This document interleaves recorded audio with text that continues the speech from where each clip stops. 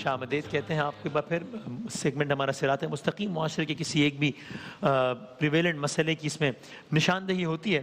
تو آئیے دیکھیے کہ آج صراط مستقیم میں معاشرے کے کس مسئلے کو اس خاکے میں اجاگر کیا گیا ہے.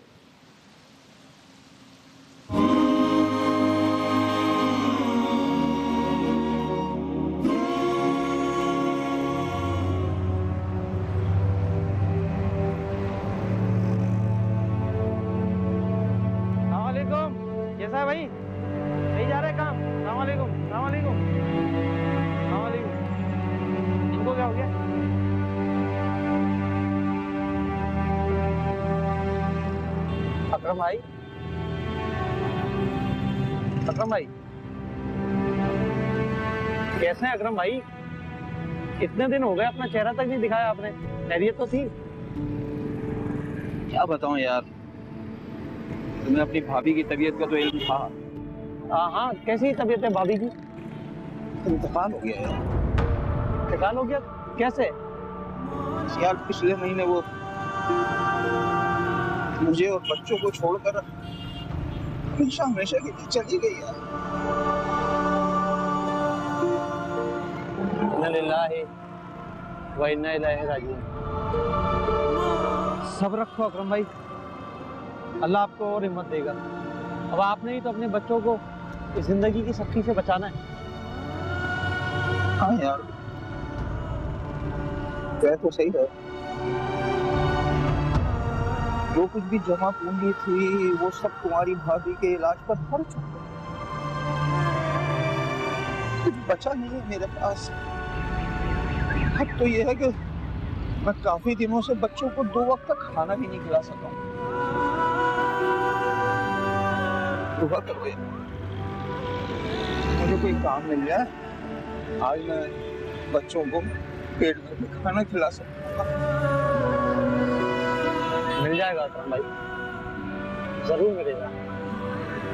اللہ کی ذات اپنے بندوں کو کبھی چھوڑتی نہیں ہے.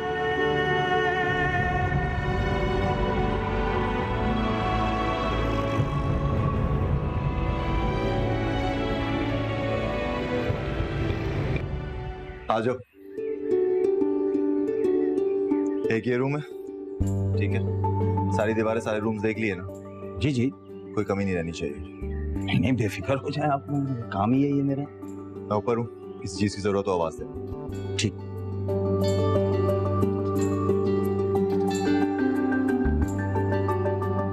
یا اللہ تیرا شکر ہے کہ تم نے آج مجھے کام دلا دیا. آج میرے بچے بھوکے نہیں سوئیں گے. بھوک لگ رہی ہے تو یہ ہے میرے بیٹے کا favourite pizza. Thank you papa. Okay, کون سا پیس لینا ہے؟ دس ون اور دس ون؟ اوکے. اچھا جی, اب اس کو جلدی سے ختم کرو, پھر ہم نے آئس کریم کھانے بھی جانا ہے. جی پاپا. صاحب کیا ہوا؟ صاحب میں نے آج کا کام ختم کر لیا. آپ ایک نظر دیکھ لیں تو مجھے اجازت دیں. تمہیں دکھائی نہیں دے رہا کہ اس وقت میں اپنے بیٹے کے ساتھ کھانا کھا رہا ہوں؟ صاحب وہ میرے بچے. کیا وہ لگا رکھا ہے؟ انتظار کرو, باہر جا کر آ رہا ہوں میں. جی صاحب. بیٹا آئس کریم کون سی کھانی ہے؟ چاکلیٹ. شور. Okay. Do you like the pizza?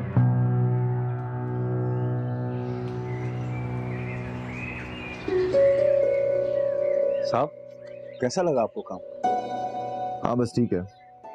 کل آ جانا اور وہ باہر کی جو دیواریں رہتی ہیں وہ مکمل کر دینا. جی جی صاحب, بالکل. کھڑے کیوں ہو, جاؤ نا. صاحب آج کی اجرت. جی صاحب, اگر آج کے کام کے پیسے مل جاتے تو اچھا ہوتا ہے. دیکھو جب کام مکمل ہو جائے گا نا تو تمہیں تمہارے پیسے مل جائیں گے. کھا نہیں جاؤں گا میں. چلو جاؤ اب یہاں سے. صاحب وہ تو بات تو سنیں صاحب, تو ٹھیک ہے, لیکن میرے چھوٹے چھوٹے بچے گھر پہ میرے انتظار کر رہے ہیں. پیسہ نہیں ہے میرے پاس. میں اگر میں خالی ہاتھ گیا تو ان کو کھلاؤں گا کیا؟ تو یہ میرا مسئلہ تو نہیں ہے نا. اور ویسے بھی تم جیسے لوگوں پر بھروسہ کیا نہیں جا سکتا. پیسے دے دوں, کیا بھروسہ کل آؤ گے یا نہیں آؤ گے؟ میرا کام تو لٹک جائے گا نا. ارے نہیں صاحب, میں تو روزی روٹی کے لیے یہاں وہاں گھومتا ہی رہتا ہوں. میں کل ضرور آؤں گا. تو کل ہی آگے کام مکمل کرنا, پیسے لے لینا. صاحب میرے بچے بھوکے. صاحب میرے بچے بھوکے, مجھے ان کے لیے کھانا لے کر جانا ہے. صاحب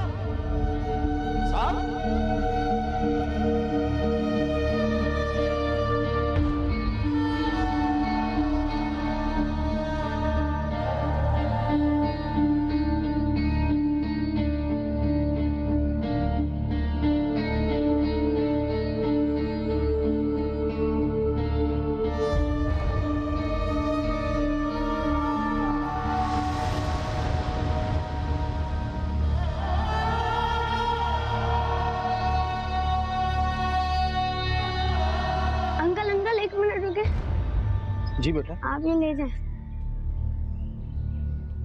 मैं? जी अंकल, आपके बच्चे भूखे हैं, अगर वो ये खाएंगे तो उनकी भूख खत्म हो जाएगी। बहुत शुक्रिया बेटा, जी तेरे। चोर, पैसे नहीं मिले तो मेरे ही घर में चोरी कर ली तुमने। कहाँ ले जा रहे हो ये पिज्जा तुम लोगों के बारे में मेरी सोच बिल्कुल ठीक। तुम लोग भरोसे के लायक ही नहीं। नहीं पापा, अंकल ने चोरी नहीं की, बल्कि मैंने ही इन्हें ये पिज्जा दिया। तुमने? जी पापा, अंकल के बच्चों ने खाना नहीं खाया, वो भूखे हैं।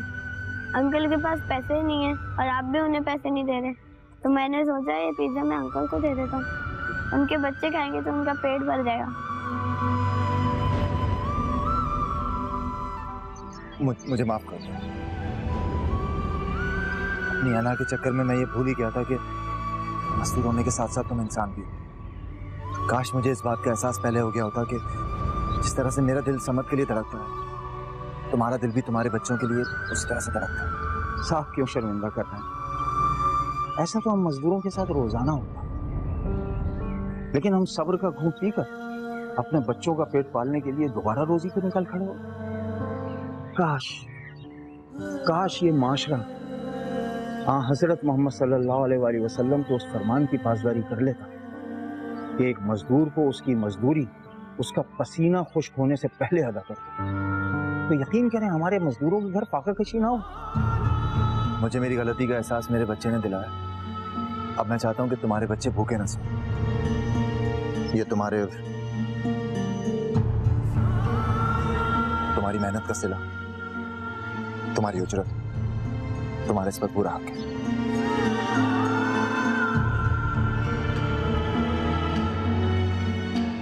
अल्लाह तेरा शुक्र है बेटा।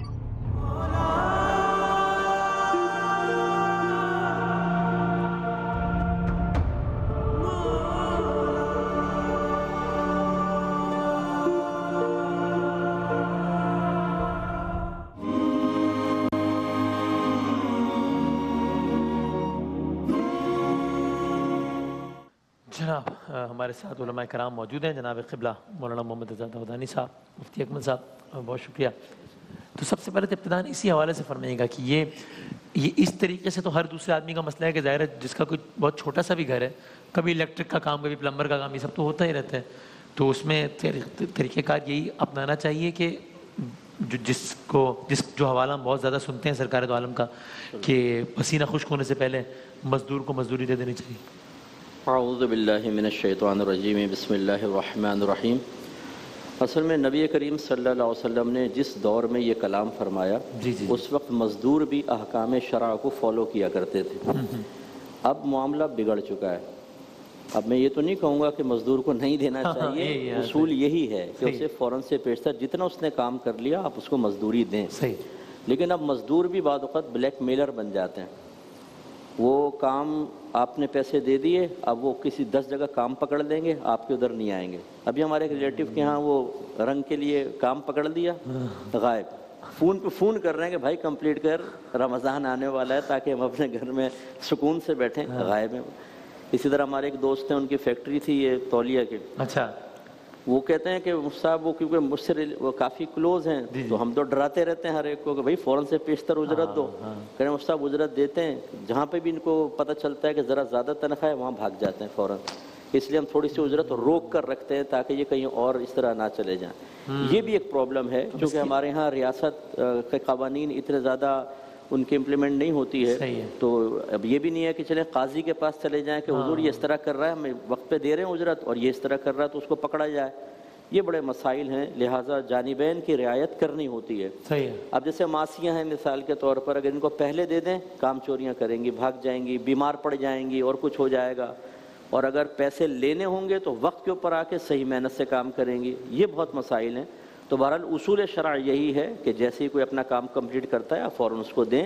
لیکن اگر آپ محسوس کریں کہ آپ کے تھوڑا سا پیسہ روکنے سے نہ روکنے سے یہ بگڑے گا, بلیک میل کرے گا, کام خراب کرے گا, تو پھر اس کو صحیح راستے پر لانے کے لیے اور اپنے آپ کو نقصان سے بچانے کی نیت سے اگر تھوڑا سا ڈیلے کیا جائے, لیکن اتنا نہیں کہ اس کو بہت زیادہ ضرر پہنچے, اس کی فی زمانہ گنجائش نکلے گی. اور یعنی اس کی ٹھیک ہے, یہ تو بات سمجھ آ گئی. اس کی عملی ایک صورت یہ بھی ہے کہ مطلب جتنا کام ہو گیا ہو انسان میک شور کر لے کہ کم از کم جتنے کا کام ہو گیا ہے کم از کم اتنے پیسے تو دے دیے. مسئلہ یہ ہے کہ آدھی دیوار آپ نے بنا دی, آپ نے کہا میں کل کروں گا, پیسے مجھے دے دیں, میں نے آپ کو دیا, آپ بھاگی گئے. اب دوسرے کو پکڑ کے لاتے ہیں, وہ بولتا ہے میں دوسرے کے کام میں ہاتھ نہیں ڈالوں گا, ڈبل پیسے مانگتا ہے, اب اس کو ڈبل پیسے دینے پڑتے ہیں. یہ پرابلم تو یہ معاشرے کا حصہ ہے, اس کو بھی ہمیں سمجھنا چاہیے. کیا کریں بات تو. بسم اللہ الرحمن الرحیم. جیسا کہ مفتی صاحب نے ارشاد فرمایا یہ مسائل ہیں, یہ بنیادی طور پر ایگریمنٹ کے اندر اس کو طے کیا جائے کہ پیمنٹ کب کی جائے گی. اگر مثال کے طور پر ٹھیکیدار کو ایک ٹھیکہ دیا جا رہا ہے اور اس کے انڈر میں کئی مزدور کام کرتے ہیں, تو ظاہر ہے کہ وہ مزدور تو اب ٹھیکیدار کے ماتحت ہیں. ٹھیکیدار کے ساتھ کیا طے ہوا ہے؟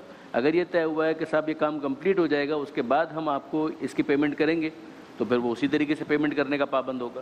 لیکن اگر فرض کیجئے کسی مزدور سے ڈائریکٹ ڈیلنگ ہو رہی ہے اور اس مزدور سے یہ طے ہو گیا کہ جناب 3 دن کا کام ہے, 3 دن کا جب آپ کام کمپلیٹ کر لیں گے اس کے بعد آپ کو پیمنٹ دیں گے, تو ظاہر ہے کہ پھر 3 دن کے بعد پیمنٹ دینے کے پابند ہوں گے. لیکن اگر اس کے اندر یہ طے ہو جائے کہ نہیں جناب جتنا کام ہوتا جائے گا اس کے حساب سے ہم آپ کو پیمنٹ کرتے چلے جائیں گے, تو پھر کام کی جیسی پروپورشن کے ساتھ تناسب سے کمپلیشن ہوتی جائے گی, ویسے اس کو پیمنٹ دینی ہوگی. دیکھیں اس کے اندر ایک فیکٹر جو ہے نا وہ ہے قانونی, اور ایک فیکٹر ہے ہیومن, انسانی.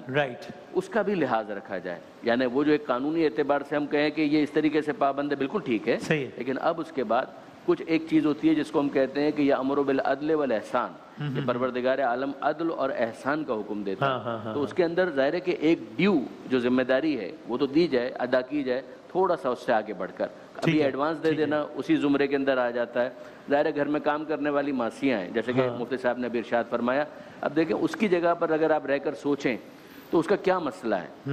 اس کے بنیادی مسائل وہی چھوٹے مسائل ہیں کہ بچے بھوکے ہیں, بجلی کا بل دینا ہے, کرایہ ادا کرنے کے لیے پیسے نہیں ہیں. یہ بالکل بنیادی نیسیسٹیز ہیں, ضروریات ہیں. اگر ان کو ایڈریس نہیں کریں گے, یہ نہیں کریں گے, تو آپ مجھے بتائیے کہ وہ کہاں پر جائے. ٹھیک ہے, یعنی وہ اگر جس جگہ پر کام کرتی ہے یا کام کرتا ہے, ڈرائیور ہے, مالی ہے, چوکیدار ہے, اگر یہ اپنے اس مالک سے نہیں کہے گا تو کس سے کہے گا؟ اس کے پاس اور کون سا دوسرا ایونیو بچا ہے؟ جیسا کہ مفتی صاحب نے فرمایا حکومت کے معاملات جو ہیں وہ آپ جانتے ہیں کیا ہیں. تو ظاہر ہے کہ اس موقع پر جتنے بھی اونرز ہیں, فیکٹری چلانے والے, کارخانے چلانے والے, وہ اس درد کو محسوس کریں.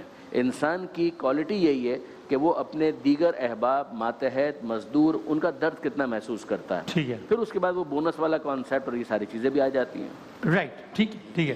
اچھا, ایک تو یہ صورت ہو گئی. دوسرا اس سے تھوڑا سا ہٹ کے سوال یہ کہ یہ ایک ہمیں چاہیے کہ جس طرح وہ جو مزدور ہے اس کو تو چاہیے کہ وہ جتنا جینون فیس بنتی ہے اتنی ہی چارج کرے, اس سے زیادہ چارج نہ کرے اور سارا وہ. لیکن اگر میں ہوں اور میں صاحب استطاعت مجھے بنایا اللہ تعالیٰ نے, تو مجھے چاہیے کہ میں سوچوں کہ یار یہ حلال رزق کما رہا ہے, یہ نہ بھیک مانگ رہا ہے, نہ چوری کر رہا ہے, تو پھر میں اس سے بارگین چھوڑ دوں. یہ 200-400 روپے اگر اوپر نیچے بھی ہے تو ٹھیک ہے یار, ایک آدمی حلال رزق کما رہا ہے, اس کے بچوں کی کام ہی آ جائیں گے 500 روپے. ٹھیک ہے, تو یعنی یہ اپروچ ہونی چاہیے کہ ٹھیک ہے.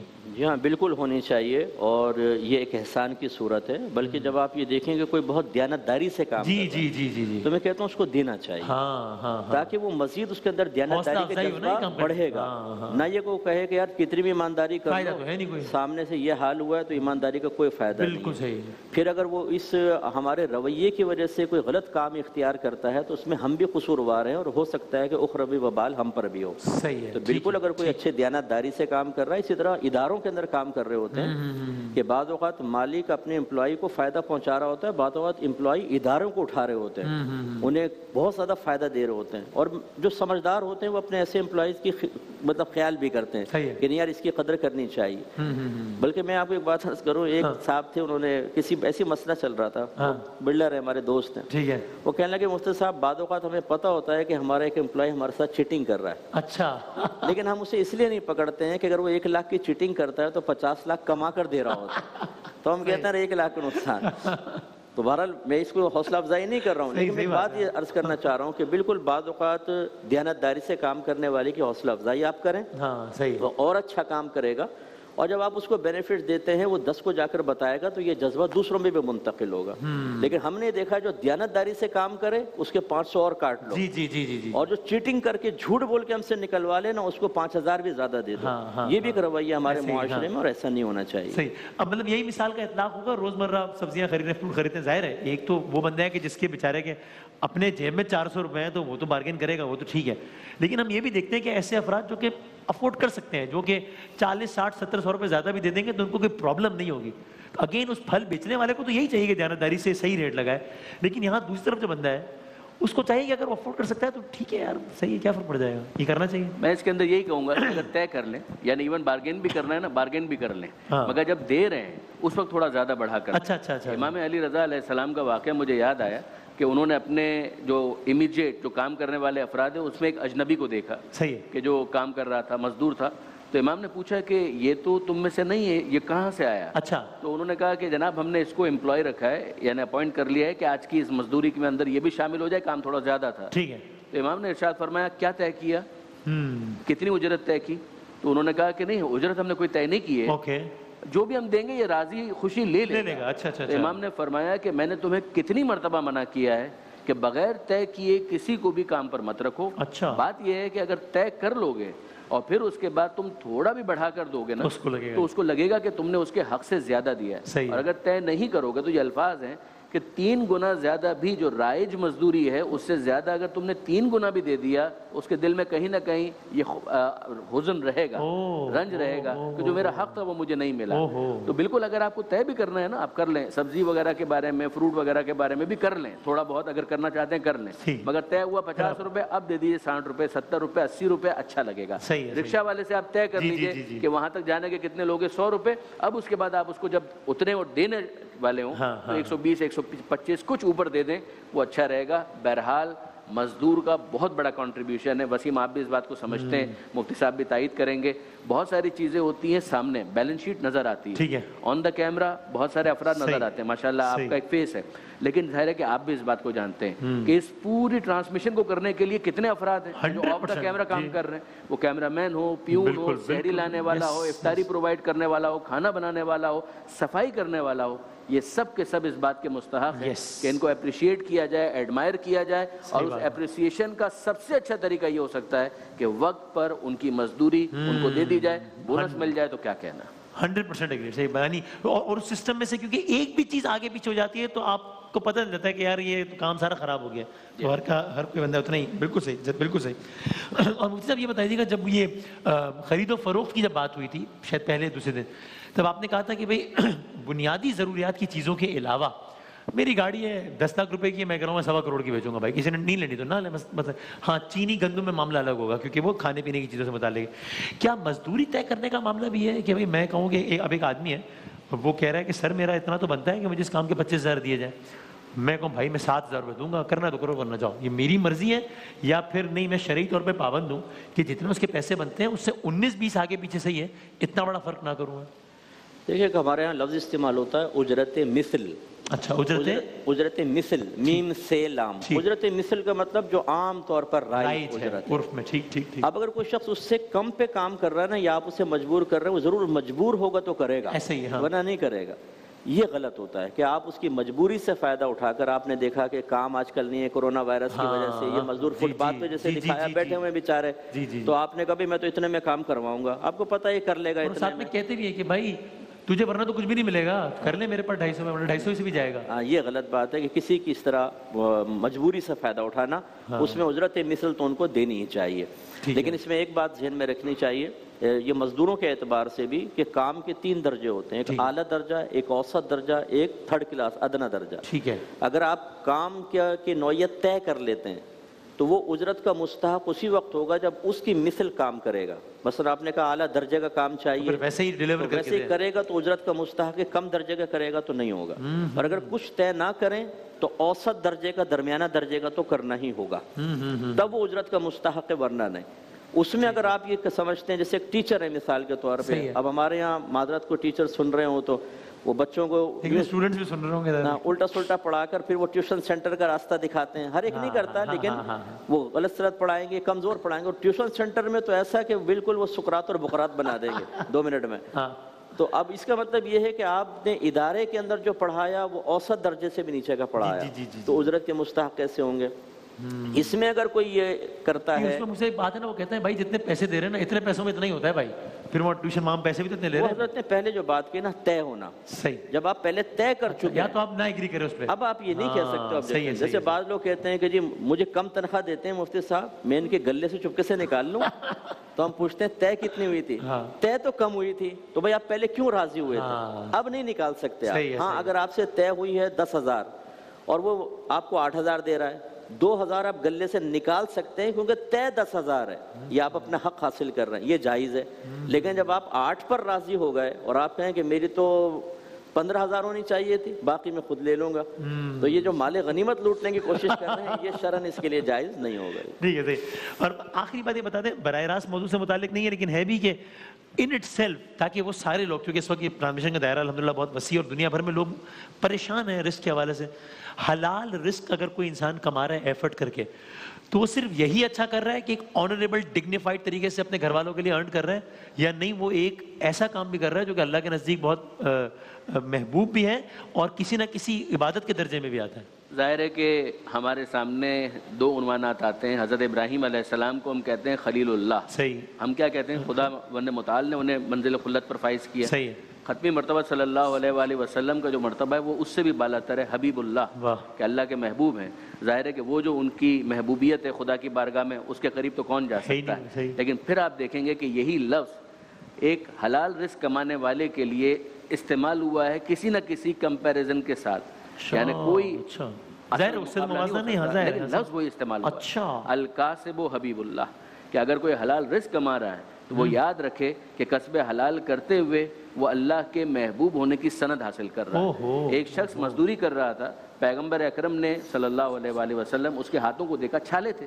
पैगंबर अकरम ने वो हाथ अपने हाथों में लिए और करीब अपने होठों से करने के बाद एक जुमला कहा, मरहबा, क्या कहना है इन हाथों का कि जिन्हें जहन्नम की आग छू नहीं सकेगी। तो बहरहाल ये मर्तबा और मकाम तो है। तो अगर कोई सुबह से शाम रात तक लगा हुआ है पसीने में और हलाल रिस्क कमा रहा है, तो एक मतलब ये इतना ज़्यादा उसका बहुत ये जो हमारे यहाँ गदागरी चल रही है, कितने आगे ना इनको दरवाज़ा बजाएंगे, अच्छा पता है कि तुम खड़े हो, नहीं तवज्जो करो, टक टक टक टक जोर से।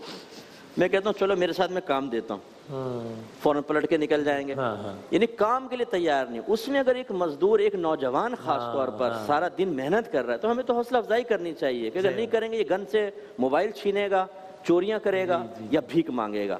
तो हम भी बहुत ज़्यादा ये एक ऐसा रवैया इख्तियार करते हैं कि हम धकेलते हैं कि भाई तुम ये क्या कर रहे हो सारा दिन, जाओ तुम भी स्नैचिंग वगैरह करो, यहाँ पे कहाँ रहो। नहीं, हमें हौसला अफजाई करनी चाहिए, प्यार मोहब्बत से उनको इस तरफ माइल करना चाहिए। जज़ाकल्लाह, ग्रेट डिस्कशन, बहुत शुक्रिया साहब, बहुत शुक्रिया अहमद साहब। वफ़े के बाद दोबारा हाजिर होते हैं इंशाल्लाह।